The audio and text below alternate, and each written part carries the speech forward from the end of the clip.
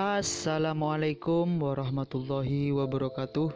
Welcome to Hyuyin Channel. Seperti biasa, Mimin akan menceritakan kisah kepahlawanan Chu Xingyun dalam anime Spirit Sword Sofrek. Selamat menyaksikan. Zhu Hengyu takut penglihatannya tidak akan berfungsi, dan juga memanggil Si Yue dan Zhu Dachang untuk menemani dirinya sendiri. Si Yue dan Zhu Dachang mendengarkan Zhu Hengyu dan menyimpulkannya. Akhirnya, setelah negosiasi selesai, beberapa orang pergi ke desa Sanwai bersama. Hanya saja Zhu Xiaomei adalah pelayan, dia tidak bisa pergi ke gerbang gunung, dan Zhu Hengyu ingin keluar, tetapi tidak ada yang membuat bubur. Jadi Zhu Hengyu hanya memutuskan untuk menutup toko bubur jadi teh selama beberapa hari untuk membiarkan Zhu Xiaomei beristirahat di rumah. Saya juga meminta Zhu Xiaomei untuk meninjau buku masak dan menyiapkannya untuk nanti. Zhu Xiaomei benar-benar lelah dan tersedak hari ini, jadi dia setuju dengan pengaturan Zhu Hengyu. Dengan semua pengaturan di tempat, Zhu Hengyu membawa Zhu Dachang dan Si Yue bersama-sama dan pergi ke desa Sanwai. Hanya saja ketika mereka keluar dari gerbang gunung, mereka dihentikan. "Siapa?" murid Soushan bertanya pada Zhu Hengyu. "Kami adalah siswa baru, namaku Zhu Hengyu," kata Zhu Hengyu sambil tersenyum. Zhu Hengyu, murid Soushan mengerutkan kening, seolah berpikir. Zhu Hengyu lah yang melanggar hukum besi beberapa hari yang lalu. Murid Soushan tiba-tiba berteriak. Ini sebenarnya agak memalukan bagi Zhu Hengyu. Zhu Dachang di samping berkata, ya, ini dia. Aku adalah teman besinya, Zhu Dachang, untungnya. Zhu Dachang mengajukan diri untuk memperkenalkan dirinya. Ini saudari kita. Zhu Dachang menunjuk Si Yue lagi. Pada saat ini Si Yue mengambil kerudung dan tidak berbicara. Semoga beruntung, semoga berhasil. Para murid Soushan mendengar wajah Zhu Hengyu, tetapi wajahnya segera menjadi berwarna dengan Yan Yue. Halo. Zhu Hengyu juga tersenyum dan menyapa murid Soushan. Kenapa kamu datang ke gerbang gunung ini? Tanya murid Soushan. Kami ingin pergi ke desa Sanwai untuk merekrut beberapa murid, jawab Zhu Hengyu. Oh, itu dia. Murid Soushan tampak malu. Ada apa? Zhu Hengyu bertanya dengan cemberut. Ini, kamu juga tahu bahwa aku juga dikirim ke kematian. Di sini aku menjaga gerbang gunung. Meskipun kekaguman bagimu seperti sungai air, tetapi aku masih harus melakukan uji tuntasku, kata murid Soushan dengan canggung. Apa yang terjadi? Zhu Hengyu masih bertanya, mengerutkan kening. Sebenarnya, murid pendatang baru membutuhkan izin dari penatua untuk masuk, agar murid itu lulus, murid Soushan menjelaskan. Ternyata begitu. Zhu Hengyu tahu alasannya, tetapi dia tidak bisa menahan tangis. Kemudian saudara itu menunggu sebentar, dan beberapa dari kita pergi ke para penatua untuk meminta izin, Zhu Hengyu berkata kepada murid-muridnya. Oke, kamu pergi saja. Hari ini aku di sini untuk menjaga gerbang gunung. Murid Soushan mengangguk dan berkata sambil tersenyum. Zhu Hengyu, Zhu Dachang dan Si Yue pergi ke kantor orang tua mereka dan meminta izin untuk pergi. Murid-murid Soushan dalam suasana hati yang baik, setelah semua, mereka berhubungan dengan Zhu Hengyu, meskipun mereka hanya mengangguk. Saudaraku, apa yang dilakukan orang-orang tadi? Di luar gerbang gunung, beberapa murid di luar gunung telah menunggu di sini. Mereka melakukan ini setiap hari, berjongkok di gerbang gunung di Sword, sehingga mereka bisa mendapatkan berita sesegera mungkin, dan kemudian menjual berita langsung ke desa di luar gunung, sehingga mereka bisa mendapatkan sedikit uang. Berita ini adalah harga yang mahal. Murid Soushan berkata dengan wajah puas. Kakak senior, kamu dalam harmoni. Para murid di luar gunung memandang murid-murid Soushan dan dengan cepat meletakkan dua batu energi magis tingkat rendah di tangannya. Murid Soushan memandang murid ini di luar gunung, sehingga sesuatu akan terjadi, mengangguk dengan kepuasan, dan kemudian menyingkirkan dua batu ajaib. Faktanya, bukanlah murid Soushan ini yang tidak jahat. Tapi dia benar-benar menikmati perasaan tersanjung, dan dua batu energi magis tingkat rendah hanya makna simbolis. Aku pikir kamu adalah orang yang baik, dan aku akan memberitahumu. Murid Soushan berkata sambil tersenyum. 3 orang tadi, yang dipimpin oleh Zhu Hengyu. Kata murid Soushan. Zhu Hengyu, murid di luar gunung itu terkejut seketika. Setelah diteriaki oleh murid luar gunung ini, beberapa murid luar gunung lainnya juga berkumpul. Kamu baru saja mengatakan Zhu Hengyu. Salah satu dari mereka bertanya. Hanya Zhu Hengyu yang melanggar hukum besi dunia juru masak. Yang lain bertanya. Yo, apakah semua berita di desamu di luar gunung begitu terinformasi? Murid Soushan memandang yang lain. Ada orang yang begitu kuat di Zhongmen, bisakah kita tidak mengetahuinya? Kata seorang murid gunung. Dia sekarang adalah karakter mimpi murid gunung kita. Itu sudah menjadi iblis di desa gunung kita. Murid gunung lainnya berkata dengan penuh semangat. Setelah mendengar bahwa para murid di luar gunung sangat mengagumi Zhu Hengyu, murid Zhou Shan sedikit mengernyit dan berkata, meskipun Zhu Hengyu adalah seorang murid jenius dan melanggar hukum besi dari dunia juru masak, dia bukan kandidat seperti Su Ziyun. Adapun ini, apa? Semua murid di luar gunung memandang murid ini dengan kaget. Kamu bahkan tidak tahu fitur lain dari Zhu Hengyu.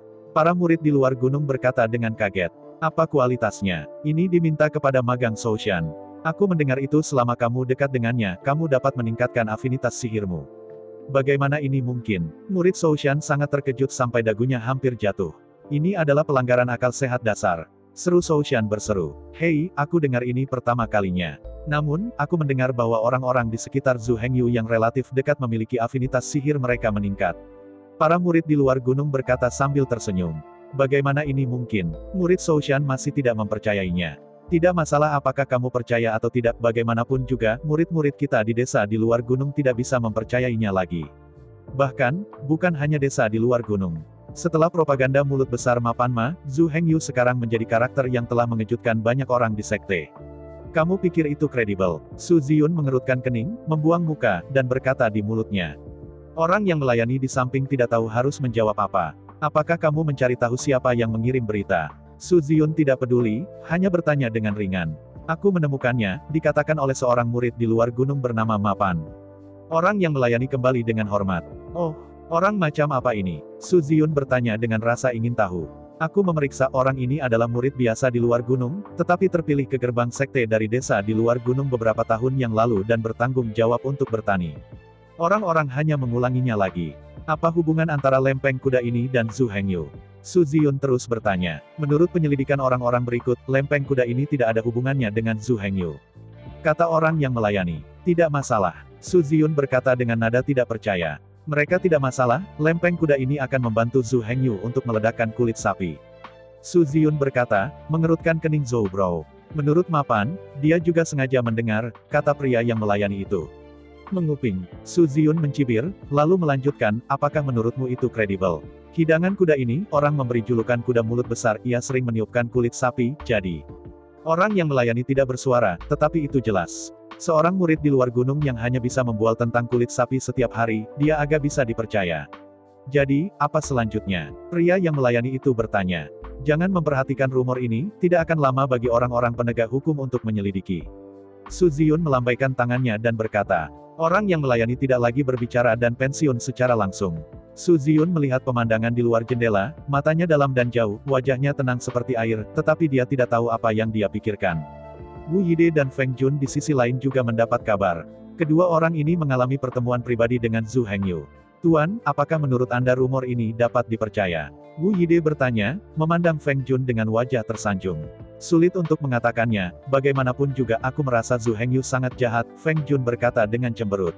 Ah, mengapa kamu mengatakan itu? Wu Yide bertanya dengan ekspresi terkejut. Ketika saya membandingkan dengan anak ini sebelumnya, sepertinya saya merasakan sedikit fluktuasi dalam afinitas magis saya. Feng Jun mengingat situasi perbandingan aslinya dan mengerutkan kening. Ketika Feng Jun mengatakan ini, Wu Yide juga ingat situasi aslinya. Setelah kamu mengatakan ini, aku merasa aku sama pada saat itu, kata Wu Yide dengan cemberut. Itu tidak benar, kata Wu Yide dengan ekspresi yang luar biasa. Afinitas orang-orang yang dekat dengan kekuatan sihir Zhu Hengyu akan meningkat. Bagi Wu Yide, ini seperti mengatakan bahwa Zhu Hengyu adalah perusak dunia.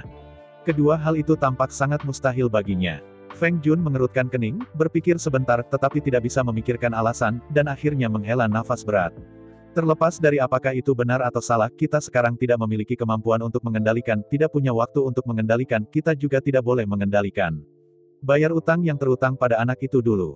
Feng Jun mengatakan ini dengan cara pragmatis. Ya, Wu Yide tidak bisa memikirkan apapun, jadi dia dengan hormat menanggapi Feng Jun, dan kemudian berbalik untuk melanjutkan pekerjaannya. Wang Rui mendengar berita itu dari sini, tapi dia tidak percaya sama sekali. Dalam pandangan Wang Rui, Zhu Hengyu mengubah metodenya untuk mempromosikan dirinya dan menjadikannya lebih terkenal. Dengan cara ini, toko bubur batu giok yang dioperasikan oleh Zhu Hengyu dapat menghasilkan lebih banyak batu energi ajaib. Namun, toko bubur batu giok Zhu Hengyu memang penuh sesak setiap hari, dan semua jenis orang ingin melihat selebriti ini. Hanya saja Zhu Hengyu berlatih di dapur setiap hari, dan orang-orang ini akhirnya hanya dapat mengambil keuntungan dari kepentingan mereka sendiri. Sekarang Furongland telah dipenuhi dengan berbagai toko, dan itu penuh sesak setiap hari. Bahkan tidak sedikit orang dari Mudan Street. Dengan semakin banyak orang yang pindah, sewa Furongland juga meningkat. Sekarang saya ingin menyewa toko di Furongland, tetapi itu membutuhkan biaya besar, dan bahkan memiliki potensi untuk mengejar ketinggalan dengan Peony Land dan menjadi jalur pertama di antara 8 jalur. Semua ini disebabkan oleh Zhu Hengyu sendiri. Pada saat ini, Wang Hengyu membenci Zhu Hengyu di dalam hatinya. Jelas pengemis kecil yang lemah, tetapi berpikir untuk terbang ke cabang untuk menjadi burung phoenix. Tetapi setelah mendengar berita ini, Wang Rui memikirkan cara untuk membuat Zhu Hengyu menjadi pengemis lagi. Sampah bau, kau masih ingin terkenal, aku akan membiarkanmu kehilangan reputasimu kali ini. Memikirkan hal ini, Wang Rui berdiri dan pergi ke aula penegakan hukum. Wang Rui ingin menuntut Zhu Hengyu, katakan padanya hanya rumor ceroboh, dan tingkatkan popularitasnya sendiri. Orang-orang di aula penegakan hukum telah lama mendengarnya, tetapi mereka tidak menganggapnya serius. Lagi pula, itu hanya sebuah fantasi untuk mempromosikan afinitas magis. Tapi hari ini Wang Rui ada di sini untuk menuntut Zhu Hengyu. Tetapi kebetulan Penatua Wang dari gedung penegakan hukum baru saja meninggalkan perbatasan dan tidak ada hubungannya dengan itu. Dia datang untuk memeriksanya. Dipukul oleh Wang Rui. Ketika Penatua Wang mendengar tentang kejadian itu, dia sangat marah, sehingga para murid dari gedung penegakan hukum akan segera menyelidiki insiden itu. Melihat bahwa Penatua Wang secara pribadi memimpin penyelidikan, Wang Rui tidak menyebutkan betapa bahagianya dia saat ini. Zhu Hengyu, waktu matimu untuk sampah ada di sini. Tentu saja, hal pertama yang harus dilakukan oleh para murid penegak hukum adalah menemukan Zhu Hengyu. Beberapa saat kemudian, beberapa murid penegak hukum kembali tanpa hasil. Ada apa, orang-orang? Penatua Wang mengerutkan kening, memandang beberapa orang. Kembali ke Penatua Wang, Zhu Hengyu meninggalkan Zhongmen hari ini dan pergi ke desa di luar gunung.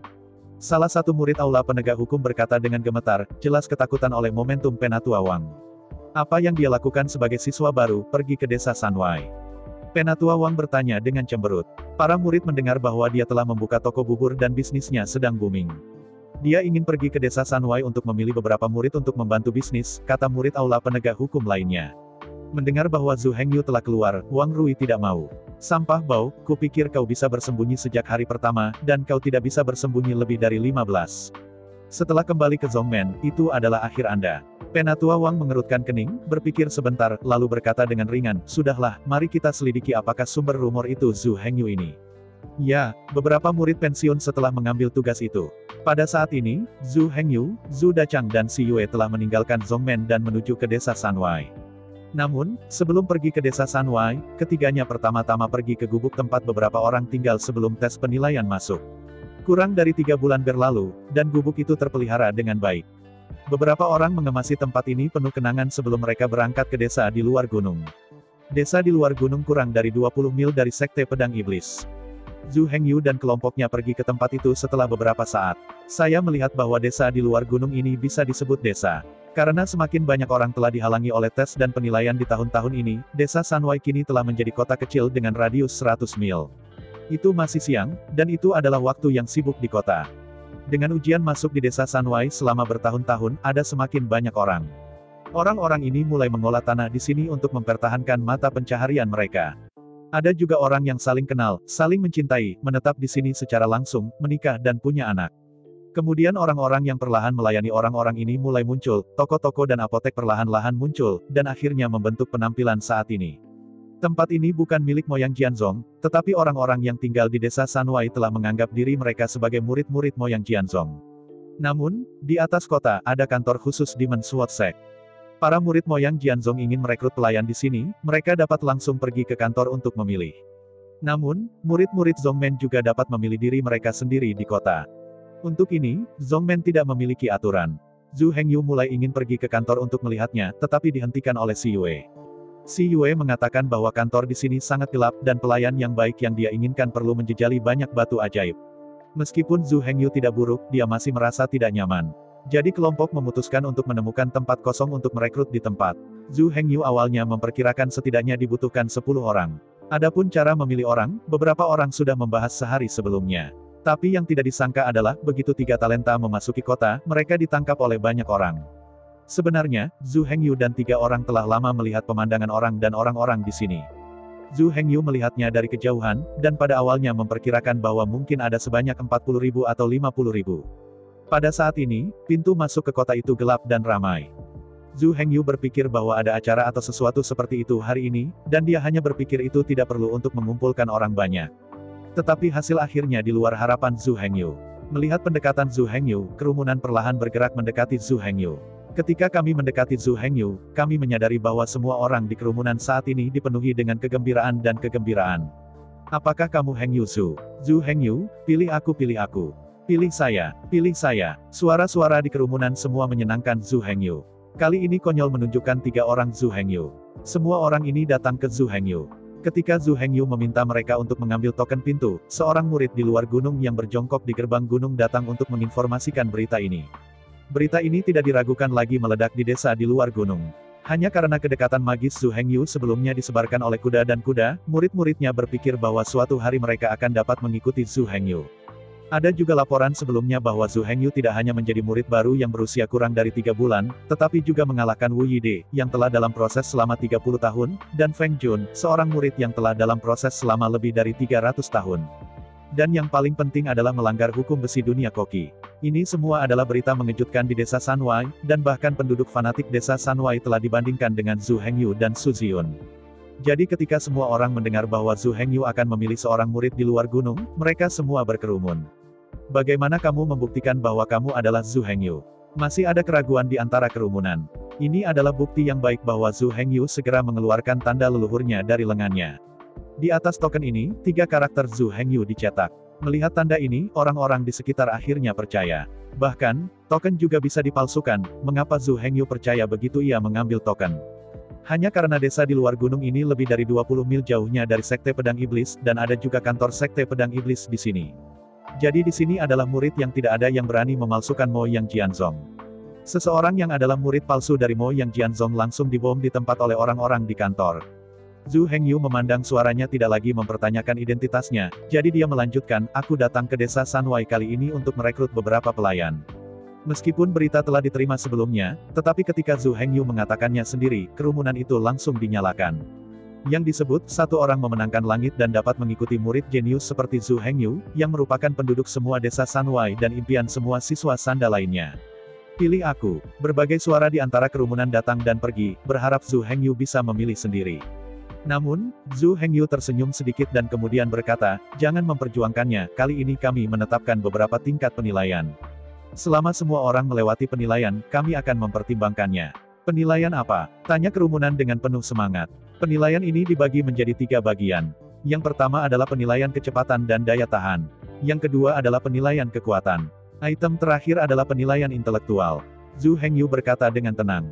Adapun mengapa 3 penilaian ini ditetapkan, itu adalah gagasan Zhu Hengyu sendiri. Zhu Hengyu tidak merekrut murid, jadi tidak perlu untuk tes kemurnian garis keturunan dan sihir. Zhu Hengyu merekrut staf pengiriman makanan, jadi dia hanya perlu memiliki kekuatan fisik yang baik, dan kemudian Qi tertentu, yang cukup. Sedangkan untuk karakter, itu hanya dapat diamati secara perlahan dalam proses selanjutnya. Apakah sesederhana itu? Kerumunan orang bertanya. Itu belum tentu. Zhu Hengyu berkata sambil tersenyum. Aku akan berbicara tentang tes kecepatan dan daya tahan pertama. Tes kecepatan dan daya tahan yang pertama ini sangat sederhana, yaitu menjalankan putaran di desa di luar gunung. Aku hanya mengakui 100 orang pertama yang menyelesaikan putaran pertama. Setelah Zhu Hengyu selesai berbicara, kerumunan gempar. Bagaimana cara mengakui 100 orang? Terlalu sedikit, lebih ringan. Ada suara protes di kerumunan. Zhu Hengyu hanya berencana memiliki 10 orang. Jadi, bahkan jika ada lebih banyak protes di sekitarnya, Zhu Hengyu mengabaikannya. Baiklah, mari kita mulai yang pertama. Zhu Hengyu menunggu sampai suara kerumunan sedikit lebih tenang sebelum melanjutkan. Semua orang ikut denganku. Setelah selesai berbicara, Zhu Hengyu dan si Yue Zhu Dachang pergi keluar kota. Kerumunan mengikuti Zhu Hengyu dan mulai bergerak. Kerumunan tiba di pintu masuk desa Sanwai dalam waktu singkat. Kamu hanya membuat sedikit persiapan di sini, dan kemudian mulai. Zhu Hengyu berkata sambil tersenyum. Tapi jangan berpikir tentang kecurangan. Kami berdua akan mengawasi di sepanjang jalan, dan wanita cantik ini akan berada di sini menunggu semua orang kembali, Zhu Hengyu menekankan. Kali ini, tidak ada peluang bagi sekelompok orang yang ingin mengambil jalan pintas. Setelah hukuman Zhu Hengyu, banyak orang mengundurkan diri dari ujian ini. Melihat bahwa tidak ada gerakan di antara kerumunan, Zhu Hengyu berteriak pada kerumunan. Mulai. Ketika kalimat itu dimulai, kerumunan perlahan-lahan bubar dan semua orang mulai berlari. Zhu Hengyu melangkah maju dan berlari di depan tempat pertama. Ngomong-ngomong, Zhu Hengyu sudah berada pada tahap ke-8 tubuh iblis saat ini, dan tidak apa-apa untuk memimpin para murid gunung ini. Segera orang banyak membuka celah. Tetapi saya melihat bahwa pelari pertama adalah seorang pria kekar dengan sosok yang kuat. Tepat pada saat ini, pria besar itu melepas mantelnya dan menunjukkan otot-ototnya yang kuat. Pria berperingkat 2 itu adalah pria muda proporsional dengan sosok ramping, mengenakan pakaian kain kabung, yang seusia Zhu Hengyu. Tetapi saya melihat pemuda ini hanya berlari dengan kepala tertunduk, tetapi dia mengabaikan segala sesuatu di sekitarnya. Dan tempat ketiga ini membuat Zhu Hengyu merasa sedikit terkejut. Tempat ketiga ini adalah seorang wanita. Saya melihat bahwa wanita itu juga memakai linen kasar, dan sekilas adalah anak orang miskin. Dan penampilan wanita ini juga sangat biasa, dan tidak memberikan perasaan yang menakjubkan. Tetapi menjadi yang ketiga di antara begitu banyak orang bukanlah wanita yang sederhana. Setelah itu, ada beberapa orang, yang semuanya memiliki bentuk yang berbeda. Zhu Dachang sekarang tergantung di belakang murid ke-100 di luar gunung. Dipantau oleh Zhu Hengyu dan Zhu Dachang, tidak ada yang berani mengambil jalan pintas. Karena Zhu Hengyu adalah yang pertama saat ini, itu pasti jalan pintas untuk melewati Zhu Hengyu ke garis finish pertama. Pada saat ini, sekelompok besar orang berlari di luar desa di luar gunung, menimbulkan debu yang tak terhitung jumlahnya, dan itu sangat meriah. Dan ini juga menarik banyak pengunjung. Lagi pula, bahkan jika Zhu Hengyu begitu kuat, dia masih hanya seorang siswa baru. Moyang Jianzong akan mati lebih dari setengah dari pendatang baru setiap tahun, jadi masih ada sekelompok besar orang yang memilih untuk menunggu dan melihat. Untuk murid di luar gunung, sangat penting untuk mengikuti orang. Lihat, Gao Pengyi ada di sini untuk ikut serta dalam penilaian ini. Kata lelaki kekar menunjuk pada tempat pertama di antara kerumunan. Dia akan datang untuk berpartisipasi. Tampaknya afinitas sihir bisa ditingkatkan, tetapi biarkan dia melihat harapan. Ya, tapi aku tahu bahwa Gao Pengyi secara khusus dipanggil oleh murid batin sebelum diterima sebagai murid luar, dia tidak pergi. Pada saat ini, Gao Pengyi mengabaikan ini dan hanya berlari ke depan. Siapa tempat kedua itu? Ya, anak itu terlihat sangat nyata. Sebuah suara penasaran bertanya di antara kerumunan. Bocah kedua ini sepertinya bernama Jian He. Kata sebuah suara di antara kerumunan. Apa yang kamu lakukan? Belum pernah dengar. Aku sudah berurusan dengan dia sebelumnya, dan dia orang yang tidak banyak bicara. Tampaknya menjadi tuan yang tersembunyi. Beberapa orang di kerumunan berkomentar. Pada saat ini, Jian He masih berjalan diam-diam dengan kepala tertunduk, kecepatannya sangat seimbang. Siapa orang ketiga itu? Dan dia masih seorang wanita, sungguh menakjubkan. Aku tahu, kata sebuah suara di kerumunan. Nama wanita ini adalah Zheng Xiaoyu. Apa yang luar biasa tentang wanita ini? Wanita ini tidak sederhana. Saya mendengar bahwa dia memilih seluruh Changyuan Gang sendirian. Sangat kuat. Geng Changyuan adalah geng kecil di desa Sanwai, meskipun jumlahnya tidak besar, kekuatannya juga sangat kecil. Tetapi ada lebih dari selusin orang. Hanya saja belasan orang ini tidak beruntung, dan suatu kali pernah menggertak pengemis kecil yang datang ke sini dari negara asing. Adalah Zheng Xiaoyu yang melihatnya. Ketika Zheng Xiaoyu melihatnya, dia tidak mengatakan sepatah kata pun, dan dia memotongnya ketika dia menghunus pedangnya. Beberapa orang mulai memandang rendah seorang wanita Zheng Xiaoyu. Hanya pada akhirnya, orang-orang ini secara langsung dibunuh oleh kentut yang mengencingi, dan kemudian tidak ada bantuan untuk Changyuan di desa Sanwai. Ini sangat kuat. Semua orang menghirup udara. Pada saat ini, penampilan Zheng Xiaoyu di kerumunan berubah. Namun, Zheng Xiaoyu ini memiliki penampilan yang tenang, penampilan biasa itu benar-benar membuat orang tidak melihat gadis ini akan menjadi karakter yang kejam. Seiring berlalunya waktu, semua orang sudah menyelesaikan setengah dari jadwal. Pada saat ini, sebagian besar orang telah melihat bahwa mereka tidak memiliki harapan untuk masuk 100 besar, dan mereka memilih untuk menyerah. Pada saat ini, kurang dari 100 orang masih bekerja. Pada saat ini, 3 yang pertama juga telah berubah. Pada saat ini, itu adalah Jian He yang berlari di tempat pertama. Saya melihat bahwa nafas Jian He stabil, dan itu tidak terlihat seperti seseorang yang berlari lebih dari 100 mil. Dan mereka masih memperluas celah sedikit demi sedikit dengan 2 di belakang mereka. Gao Pengyi, pria besar yang menduduki peringkat pertama kini telah jatuh ke tempat kedua. Gao Pengyi berkeringat dan terengah-engah, tampaknya mulai berjuang. Tapi dia masih jauh lebih baik daripada yang ada di belakang Derek. Wanita berperingkat 3 masih wanita yang terlihat biasa, Zheng Xiaoyu. Pada saat ini, Zheng Xiaoyu hanya sedikit memerah, dan napasnya sedikit tidak stabil.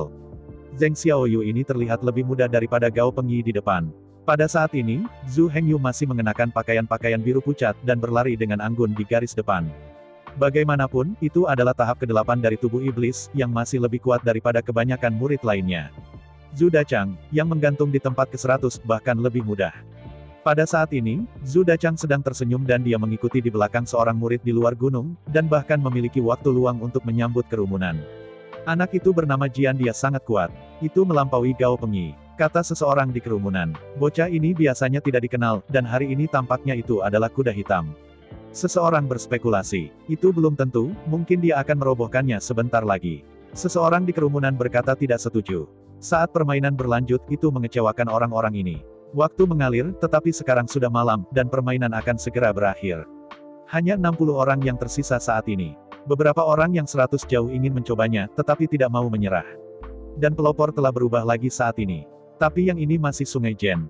Pada saat ini, Jian He sudah terengah-engah, dan 100 mil tidak mudah. Hanya saja Jian He masih berjalan diam-diam dengan kepala tertunduk. Tapi tempat kedua saat ini tidak terduga, ternyata adalah Zheng Xiaoyu. Berlari Zheng Xiaoyu jarak jauh juga terengah-engah, dan itu lebih serius daripada Sungai Jian. Gao Pengyi, yang menempati peringkat pertama di tahap awal, telah jatuh ke tempat ketiga. Bagaimanapun, Gao Pengyi dalam dan berdaging meskipun dia penuh otot, dia masih menunjukkan sedikit kelemahan dalam kecepatan. Pada saat ini, Gao Pengyi berkeringat, dan dia masih terengah-engah. Jelas, sudah ada rasa panah otomatis. Tetapi pada saat ini hanya 5 mil dari garis finish, tetapi itu tidak akan mempengaruhi nilainya. Melihat semakin dekat dan dekat ke garis finish, jaraknya hanya 3 mil dari garis finish.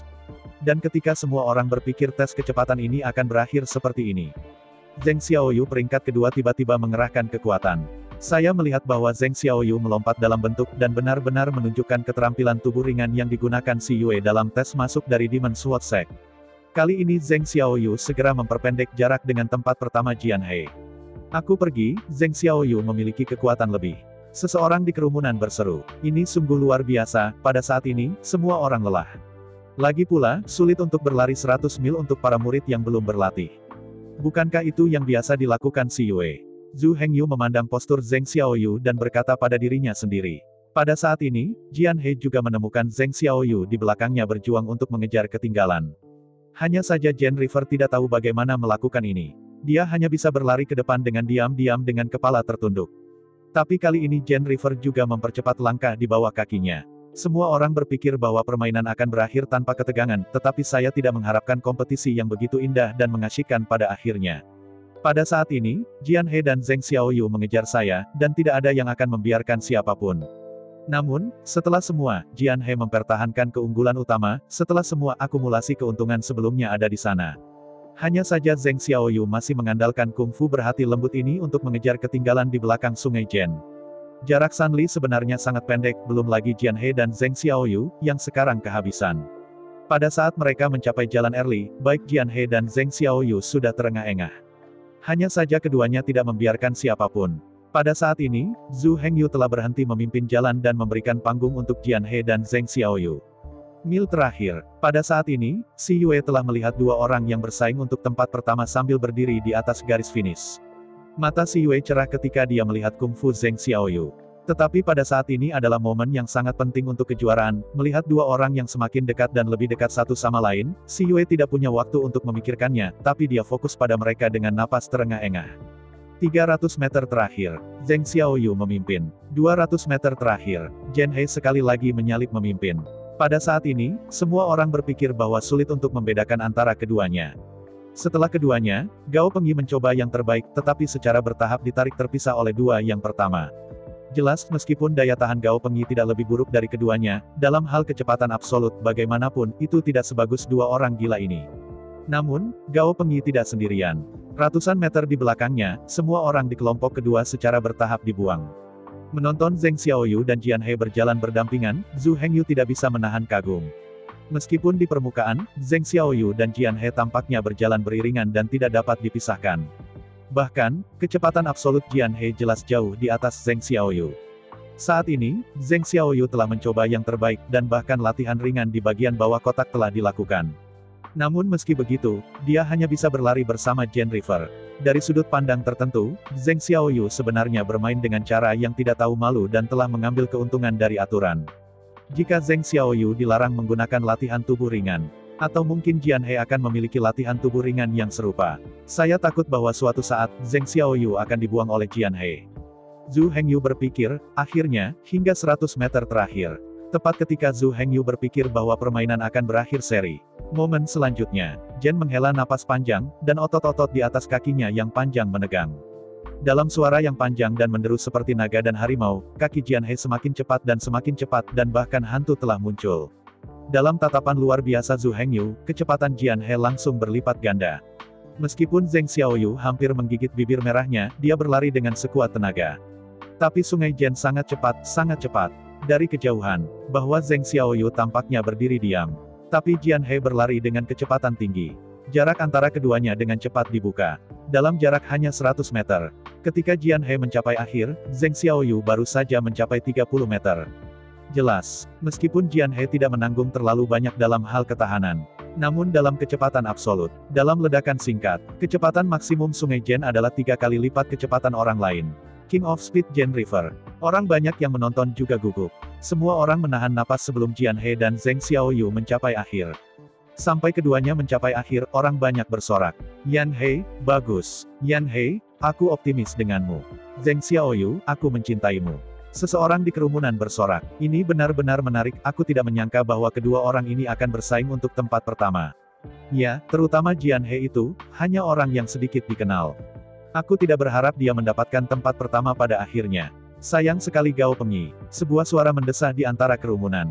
Sayang sekali, dia peringkat ketiga. Kata suara lain. Itu benar, langkah selanjutnya adalah tes kekuatan. Kurasa Gao Pengyi ini harus menjadi yang pertama. Seseorang mulai menebak, dan orang lain mengejek. Itu tidak perlu. Kamu menduga bahwa tes kecepatan dan daya tahan Gao Pengyi juga yang pertama. Berbagai suara berganti-ganti di kerumunan. Bagaimana perasaan saya bahwa saya melihat lari terakhir Xiao Zheng ini? Seseorang di antara kerumunan bertanya. Aku ingat sepertinya lebih dari 2 bulan yang lalu, ketika tes penerimaan dilakukan, seorang wanita menggunakan metode ini. Ya, aku juga ingat. Nama wanita itu adalah Siwei. Kamu tidak tahu, dia terlihat cantik. Kata kerumunan yang terobsesi dengan Siwei. Pada saat ini, Siwei berdiri di ujung, hanya kerudung yang dia kenakan, dan dia juga mengenakan gaun magang biru muda, tapi tidak ada yang mengenalinya. Kalau tidak, akan ada kerusuhan lagi. Namun, si Yue saat ini agak tenang, tetapi matanya bersinar ketika Zheng Xiaoyu menunjukkan jalannya. Sisa waktu sama pucatnya dengan air, bahkan ketika Zheng Xiaoyu dan Jian He berkompetisi untuk memperebutkan tempat pertama, si Yue masih menghadapi air. Zhu Hengyu melihat persaingan sengit antara keduanya dan sangat puas. Bagaimanapun, orang-orang ini direkrut untuk memberikan bubur, dan kecepatan cepat tentu saja bagus. Setelah 3 keputusan pertama, kerumunan yang menahan nafas mulai hidup. Semua orang mulai bersorak untuk mereka yang mengenalnya dengan baik. Besi tua, cepat. Lao Zhang, jangan disusul oleh seorang wanita. Bocah yang menyeramkan, larilah cepat. Jika kamu tidak lulus hari ini, aku tidak akan memberimu pelajaran dengan ibumu ketika aku kembali di malam hari. Di antara kerumunan orang tua dengan anak-anak, bersorak untuk anak-anak mereka. Ayo, akan lebih baik makan. Zhu Hengyu memandang Jian He, Zheng Xiaoyu dan Gao Pengyi yang terengah-engah di tanah, dan membagikan beberapa pil. Terima kasih. Beberapa orang bersikap sopan ketika mereka melihat mereka, dan mereka mengucapkan terima kasih dan meminum obatnya. Setelah makan beberapa orang, itu jelas jauh lebih baik, dan kemudian duduk di tanah untuk mulai menyesuaikan suku bunga. Obat mujarab sederhana tidak bisa melakukan segalanya, dan beberapa kekuatan fisik perlu diperbaiki sendiri. Melihat beberapa orang, Zhu Hengyu mengangguk puas. Kemudian terus bagikan keabadian ini kepada mereka yang telah melewati garis finish. Sebenarnya, obat mujarab ini dibuat oleh Zhu Hengyu dengan bertanya pada Si Wei, meskipun ada suplemen sederhana dalam makanan, memasak di tempat tidak realistis. Obat mujarab ini adalah obat mujarab yang paling sederhana, dan juga bisa menambah kekuatan bagi orang awam. Oleh karena itu, pemurnian sangat sederhana. Obat mujarab Si Wei selesai dalam waktu singkat dan jumlahnya cukup besar. Sampai 1 jam lagi berlalu, ke-100 terakhir sudah terlambat. Tempat ke-100 sangat kompetitif, setelah semua itu adalah tempat terakhir. Hanya 3 orang yang tersisa untuk bersaing pada saat ini, dan Zhu Dachang digantung pada akhirnya, dan menatap Zhu Hengyu dengan ekspresi santai. Pada saat ini, orang-orang yang akrab dengan ketiga orang ini bersorak untuk mereka. Mereka yang tidak tahu ketiganya, tetapi juga memilih untuk mendukung diri mereka sendiri berdasarkan perasaan mereka untuk mulai bersorak. Tanpa diduga, di akhir kompetisi ini, seorang pria parubaya biasa-biasa saja memimpin untuk meraih garis finish. Seseorang dalam kerumunan itu benar-benar bahagia dan sedih. Setelah Zhu Hengyu mengirim obat ini ke pria parubaya, ia bertemu dengan Si Yue dan Zhu Dachang. Bagaimana? Zhu Hengyu bertanya. Orang parubaya terakhir bisa. Kata Zhu Dachang pertama. Setelah mendengarkan lelucon Zhu Dachang, Zhu Hengyu menatap kosong ke arah Zhu Dachang. Namun, Zhu Dachang awalnya di sini untuk bermain, tetapi dia tersenyum dan tidak peduli. Wanita itu terlihat sepertimu. Zhu Hengyu menoleh untuk melihat Si Yue lagi. Ya, teknik tubuh ringan Fei Yan. Si Yue mengangguk dan mengatakan nama metode tubuh. Fei Yan teknik tubuh ringan. Tuan Cheng, Zhu Hengyu sudah memiliki pertanyaan ini setelah melihat gaya tubuh Zheng Xiaoyu. Hanya Zhu Hengyu yang sibuk dan sekarang meminta pintu keluar. Kamu tidak tahu Fei Yan Light Body Technique. Zhu Dachang memandang Zhu Hengyu dengan tatapan yang luar biasa. Kau tahu, kali ini luar biasa untuk mengubah wajah Zhu Hengyu. Zhu Dachang memandang Zhu Hengyu seperti spesies langka. Zhu Hengyu cukup terbuka, masih menatap Zhu Dachang dengan ekspresi bertanya. Pada saat ini, Si Yue tiba-tiba berkata, teknik tubuh cahaya Fei Yan ini adalah metode yang dibuat khusus untuk wanita. Masih ada metode tubuh seperti itu. Zhu Hengyu berkata dengan ekspresi yang tidak bisa dijelaskan. Apa ini, bahkan kamu yang menentang langit melanggar hukum besi, metode tubuh cahaya sederhana ini tidak lebih sederhana. Kata Zhu Dachang. Kali ini Zhu Hengyu terdiam. Setelah beberapa orang mengobrol beberapa kata, tidak masalah, Zhu Hengyu berbalik. Zhu Hengyu memandangi 100 orang di depannya, tetapi wajahnya tenang, seolah ini seperti makanan biasa. Pada saat ini, orang banyak cukup antusias, dan semua orang menatap Zhu Hengyu. Bahkan orang-orang fanatik berteriak liar ke Zhu Hengyu. Zhu Hengyu, pilih aku. Aku bisa melakukan apa saja. Itu pria besar dengan janggut dan janggut. Melihat pria besar ini, rasanya hampir dingin. Tapi Zhu Hengyu cukup tenang, masih menatap kerumunan dengan senyum. Zhu Hengyu, aku ingin memberimu bayi. Kata sebuah suara. Hanya saja suaranya kasar, tapi tetap lelaki. Semua orang tahu ini lelucon, tetapi mereka semua tertawa. Zhu Hengyu juga menangis dan tertawa. Namun, meskipun para penontonnya fanatik, tidak ada yang berani maju untuk melakukan kontak fisik. Itu karena seorang murid berbakat datang untuk merekrut pelayan sebelumnya, mengakibatkan insiden menginjak-injak yang serius, dan bahkan murid berbakat itu terluka parah. Jadi setelah itu, Sekte Pedang Setan memiliki peraturan bahwa untuk semua murid formal untuk merekrut pelayan, para penonton harus menjaga jarak, jika itu mempengaruhi perintah, murid formal dapat membunuh pemimpin dan mengganggu mereka di tempat. Setelah istirahat, pada saat ini, beberapa dari 100 orang duduk di tanah untuk menyesuaikan suku bunga mereka, tetapi mereka belum pulih. Dan beberapa orang telah pulih, semua berdiri dan berkomunikasi dalam 2 atau 3. Pada saat ini, Gao Pengyi dikelilingi oleh sekelompok orang. Tapi reputasi Gao Pengyi sudah keluar, semua orang ingin dekat dengannya. Kakak Gao, kamu hebat. Brother Gao, sayang sekali. Kerumunan di sekitar Gao Pengyi mendengar suara semangat dan penyesalan. Terima kasih atas cintamu, hanya saja Gaoku tidak sebagus yang lain, tapi aku tidak bisa menyalahkan orang lain. Gao Pengyi mengepalkan tinjunya pada orang-orang di sekitarnya. Namun, meskipun Gao Pengyi berterima kasih kepada orang-orang di sekitarnya, dia tidak menunjukkan sedikit pun fluktuasi dalam ekspresinya. Wajah Gao Pengyi ini seperti gunung es selama ribuan tahun, dengan wajah serius. Tetapi pada saat ini, Jian He dan Zheng Xiaoyu di sisi lain tidak mengurusnya. Tetapi mereka berdua sama sekali tidak nyaman, mereka berdua berdiri di satu tempat, tetapi mereka tidak berbicara dan berdiri diam di sana. Bagaimana perasaanmu? Zhu Hengyu berkata sambil tersenyum. Melihat Zhu Hengyu datang kepadanya secara pribadi, Jian He tampak terkendali, dan bahkan memiliki pipi yang sedikit merah. Jian He ini adalah seorang introvert. Tapi Jian He cepat menyesuaikan diri, dan kemudian dengan sopan meninju Zhu Hengyu, lalu berkata dengan hormat. Tidak apa-apa, Zhu Hengyu mengajukan beberapa pertanyaan lagi dan mengetahui bahwa Jian He awalnya adalah seorang yatim piatu. Sungai Jen dijemput oleh pasangan tua dari sungai, jadi dia dipanggil Sungai Jen. Tapi pasangan tua itu sudah lama meninggal. Setelah kematian pasangan tua itu, Sungai Jen ini datang ke Sekte Pedang Setan untuk berpartisipasi dalam ujian masuk, tetapi pada akhirnya itu ditepis karena kedekatan magisnya. Zhu Hengyu menyatakan penyesalannya, dan menepuk bahu Jian He untuk mendorongnya. Dipukuli oleh Zhu Hengyu, Jian He tidak bisa lebih bersemangat, dan berdiri di sana tampak sedikit kewalahan. Melihat ini, Zhu Hengyu tersenyum sedikit, mengabaikannya, dan datang ke sisi Zheng Xiaoyu. Halo. Zhu Hengyu tersenyum dan berkata kepada Zheng Xiaoyu.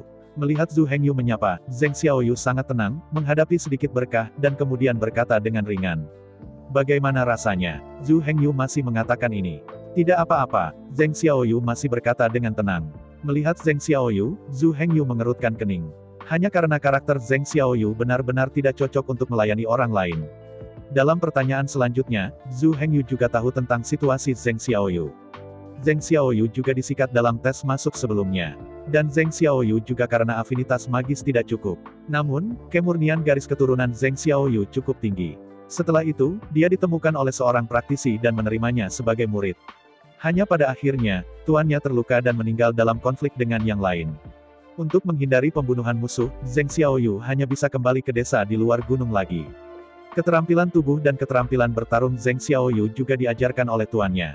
Dan tubuh iblis Zheng Xiaoyu telah mencapai 3 tahap. Mendengar situasi Zheng Xiaoyu, Zhu Hengyu bahkan lebih yakin bahwa dia tidak cocok untuk memberikan makanan kepada orang lain. Tapi Zhu Hengyu masih sangat puas dengan Zheng Xiaoyu. Hanya karena Zheng Xiaoyu ini, Zhu Hengyu membuat pengaturan lain. Setelah beberapa pertanyaan dan obrolan, setelah 1 jam lagi, semua orang telah beristirahat. Melihat semua orang ini pulih, Zhu Hengyu berkata lagi. Karena semua orang sudah beristirahat, mari kita tes kedua. Zhu Hengyu berteriak keras kepada kerumunan. Dengan teriakan Zhu Hengyu, semua orang beres dan mendengarkan dengan tenang. Kerumunan penonton perlahan-lahan menghentikan kebisingan. Melihat lingkungan yang sunyi, Zhu Hengyu berkata tes kedua adalah uji kekuatan, dan metode tesnya sangat sederhana. Bagaimana cara menguji? Kerumunan bertanya. Zhu Hengyu tersenyum sedikit dan menunjuk ke 3 tripod di belakangnya.